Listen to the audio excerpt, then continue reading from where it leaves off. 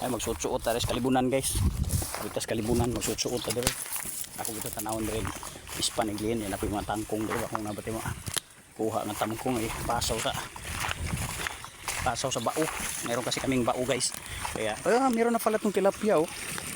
Wow, meron ng tilapia oh. Ayan oh. Nalagyan na pala to ng tilapia. Dami ng tilapia oh.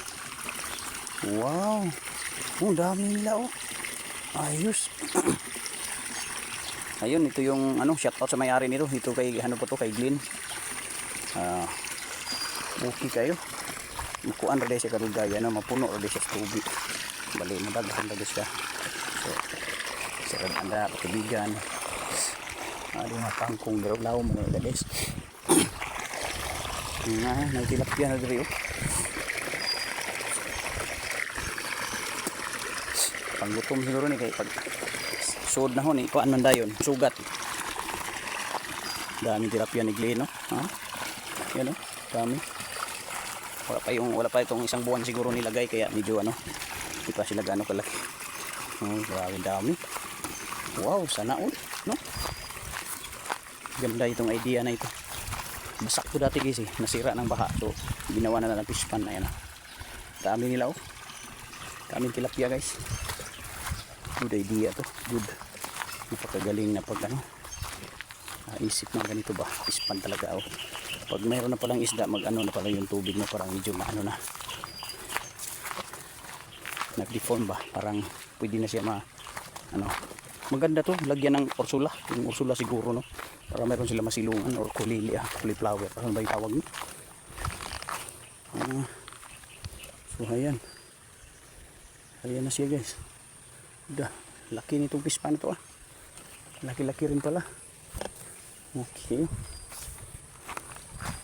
Ito yung outlet niya. Hindi dumaan sa PVC. Diretso na sa ilalim.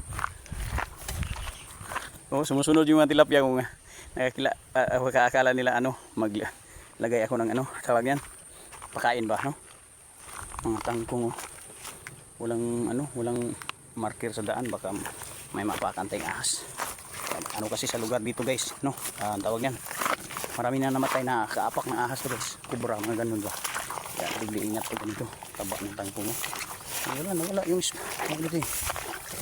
dadaanan ba? Nawala yung marker ng daan. Papuntang baybayin. Punta ako sa dagat. Tignan ko yung laki yung dagat. Dito may dadaanan dito. Musok doon no.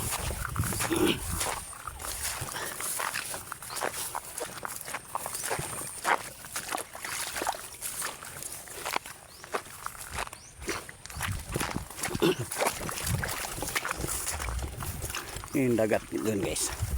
Doon po papunta sa akin. So hanggang dito na lang muna ito ang video guys. Maraming salamat po sa mga manonood dito. Thank you very much.